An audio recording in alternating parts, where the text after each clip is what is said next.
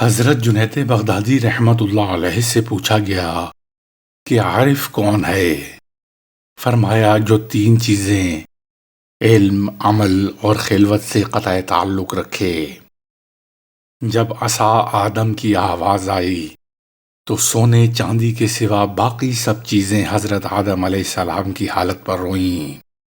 اللہ تعالیٰ نے پوچھا کہ تم کیوں نہیں روئے؟ عرض کرنے لگے کہ جو تیرا نافرمان ہے اس کی حالت پر ہم نہیں روئیں گے۔ اللہ تعالیٰ نے فرمایا کہ مجھے اپنی عزت و جلال کی قسم کہ تمہاری قیمت اور جو کچھ تم میں ہے ان پر ظاہر کروں گا اور اس کے فرزندوں کو تمہارا خادم بناؤں گا۔ ایک مرتبہ خواجہ جنید بغدادی رحمت اللہ علیہ سے پوچھا گیا کہ محبت کی رضا کیا ہے؟ فرمایا اگر ساتوں دوزخ مع عظمت و ہیبت ان کے دائیں ہاتھ پر رکھ دیے جائیں تو یہ نہ کہیں کہ بائیں ہاتھ پر رکھ دو۔ بعد ازاں اسی موقع کی مناسبت سے فرمایا کہ سب سے پہلے چیز جو انسانوں پر فرض ہوئی وہ معرفت تھی کہ جنوں اور انسانوں کو عبادت کے لیے پیدا کیا گیا ہے۔ پھر فرمایا کہ اللہ تعالیٰ نے اپنی حکمت سے بعض چیزوں کو بعض چیزوں میں پوشیدہ کیا ہے۔ اسرار اولیاء میں محبت کے بارے میں لکھا ہے کہ حق تعالیٰ جب محبوں کو اپنے انوار تجلیات سے زندہ کرے گا تو انہیں وہ رویت نصیب ہوگی جو حضرت رسالت پناہ صلی اللہ علیہ وآلہ وسلم کو ہوئی۔ چونکہ حق تعالیٰ بے زبان و بے جان اور بے مکان و بے جہت ہے، اس واسطے آن حضرت صلی اللہ علیہ وآلہ وسلم حق تعالیٰ کے اوصاف سے متصف ہوئے۔ آپ فرماتے ہیں کہ قیامت کے دن آمنا و صدقنا عاشقوں کو صادق و محب بنا دے گا۔ اگر یہ سوال کیا جائے کہ ان عاشقوں میں سے کوئی عاشق محبت کا دعویٰ تو کرے لیکن صادق و ثابت نہ ہو تو وہ شرمندہ ہوگا اور اپنا منہ محبوں میں نہیں دکھا سکے گا۔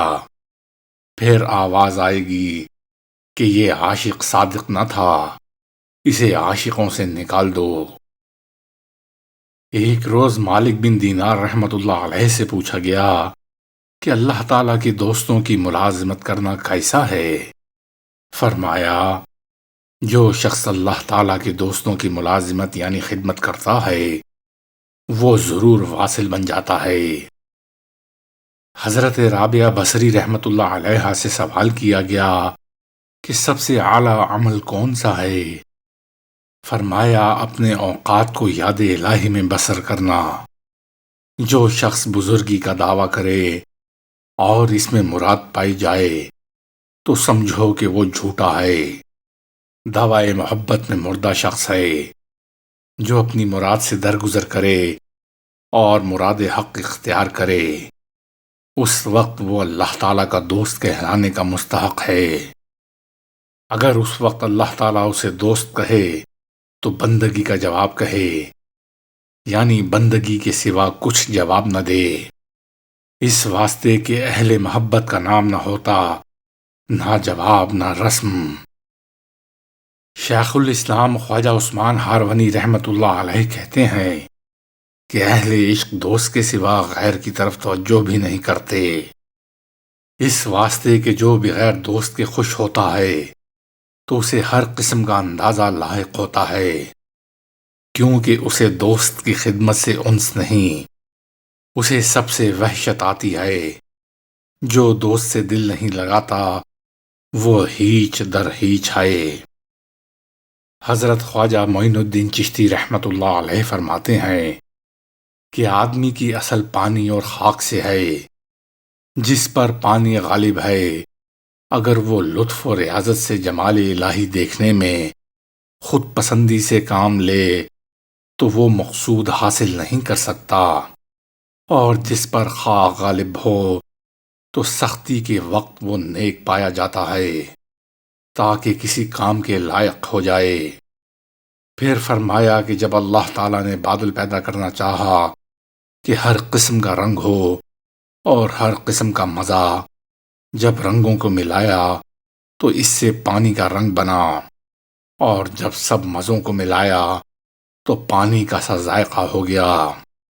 اس کے پینے سے زندگی تو پاتے ہیں، لیکن اس کی لذت کی خبر نہیں۔ ہر ایک چیز پانی کے سبب زندہ ہے۔ ایک درویش نے خواجہ معین الدین چشتی سے سوال کیا کہ مجنون کون تھا؟ فرمایا وہ جو آغاز عشق میں ناچیز ہو جائے اور دوسرے اور تیسرے درجے میں گم ہو جائے۔ پوچھا فنا و بقا کیا ہے؟ فرمایا فنا و بقا حق ہے، اور بقا بقائے حق ہے، اور فنا فنائے نفس۔ پوچھا تجرید کیا ہے؟ فرمایا صفات محبوب کا ذہن نشین کرنا۔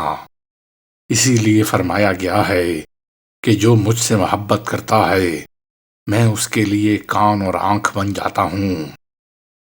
آپ فرماتے ہیں کہ میں نے ملتان میں ایک بزرگ سے سنا کہ اہل محبت کی توبہ 3 قسم کی ہوتی ہے۔ اول ندامت، دوم گناہوں کا چھوڑ دینا، اور سوم اپنے تئیں ظلم و جھگڑے سے پاک رکھنا۔ آپ فرماتے ہیں کہ علم ایک ایسی چیز ہے جو محیط ہے، معرفت اس کی ایک جزو ہے۔ پس خدا کہاں ہے اور بندہ کہاں؟ علم خدا ہی کو ہے، معرفت دونوں کی۔ جب تک عارف کے سر خالص نہیں ہوتے اس کا کوئی فعل صاف نہیں ہوتا۔ فرمایا جس کو تو دوست رکھے گا اس کے سر پر بلا برسائے گا۔ پھر فرمایا توبۃ النصوح میں 3 باتیں ہیں۔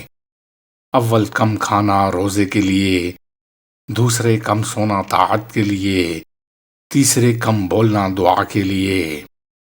پہلے سے خوف، دوسرے اور تیسرے سے محبت پیدا ہوتی ہے۔ پس خوف کے ضمن میں گناہ کی ترک ہے تاکہ آگ سے نجات حاصل ہو، اور رجا کے ضمن میں طاعت کرتا ہے تاکہ بہشت میں مقام حاصل کر سکے اور ابدی زندگی حاصل کر سکے، اور محبت کے ضمن میں فکروں کا اجتہاد کرنا ہے تاکہ رضائے حق حاصل ہو۔ فرمایا محبت میں عارف وہ ہے جو ذکر کے سوا کسی کو دوست نہ رکھے۔